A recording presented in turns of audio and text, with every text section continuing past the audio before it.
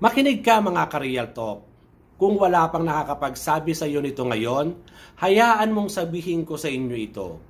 Gusto ko lang ipaalala sa inyo na pakonti-konti nagkakaroon ka na ng progress. Sa bawat araw na gumigising ka, sobrang nakaka-inspired ka. Dahil kahit sobrang bigat at sobrang hirap ng mga pinagdadaanan mo ngayon, at kahit sobrang dami mong sakit na nararamdaman, emotionally and physically, mas pinili mo pa rin bumangon at ipaglaban ang pangarap na gusto mong maabot. Sana alam mo din yan sa sarili mo mga ka-Real Talk, na lahat ng mga effort na ginagawa mo ngayon ay magiging worth it din.